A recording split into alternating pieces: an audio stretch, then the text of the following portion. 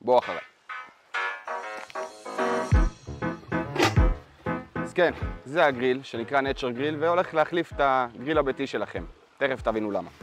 אז כן, אני משתמש בפחמים רגילים. כאן בגריל המגניב הזה, פשוט מאוד, מרימים את המכסה, מניחים את הפחמים בפנים.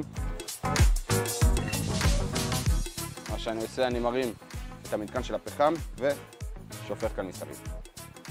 ובגדול זה מה שצריך לעשות. מרימים את הפחמים, מדליקים את המדליק, דלוק, הכל פיקס, מניחים את הפחם ומדליקים. אפשר לשמוע את הוונטה עובדת. עכשיו נשים את הרשת. יש לנו כאן את האופציה לשים רשת גריל או פלנצ'ה.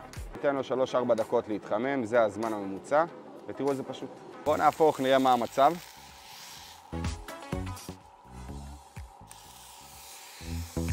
נסגור אותו בעצם מכל הכיוונים, כמו שאתם רואים יש גם אפקטים, עשן, כיף. תקשיבו, זה מנגל פחם, קומפקטי, תיקחו אותו לכל מקום, אני כרגע בטבע, אבל הוא מתאים להכל. בואו תראו איזה קראסט פסיכי, כל בועות, מבעבע, מדהים. עכשיו ניתן לו עוד צד, כמו שאתם רואים הצד של השומן הזה, חייב לעשות אותו. עכשיו ניתן לו צריבה מכל הכיוונים. כמו שאתם רואים השומן כבר התחיל להיעשות. יש לו עוד זמן. אחרי שהוא קיבל קראסט מכל הכיוונים, אני מוציא אותו למנוחה קלה. אחרי שהוצאתי את הטומרוק, נותן לו מנוחה קלה.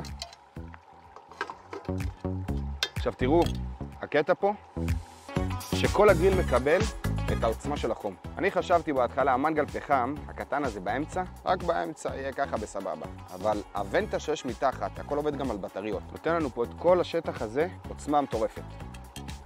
מדהים. זהו, נוריד טיפה מעלות, כי אנחנו לא רוצים לשרוף אותו. ועכשיו,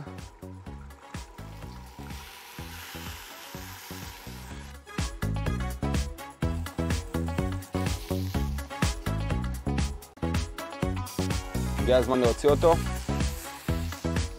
כמו שאתם מכירים אותי ויודעים ממתכונים קודמים, לתת לו מנוחה של 7-8 דקות.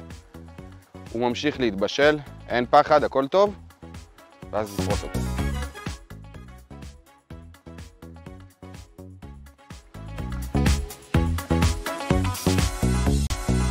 איך חותכים תומרוק? קודם כל את השפיץ הזה מוציאים ומתחילים מהקצה. זה החלק הכי טעים, זה נקרא מכסה אנטריקוט. היחס שומן שלו מדהים. וכן חברים, כל זה במנגל הקטן הזה.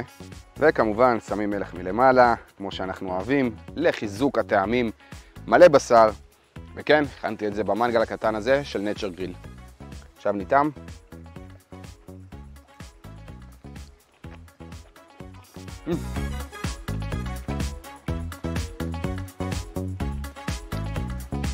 מעדן.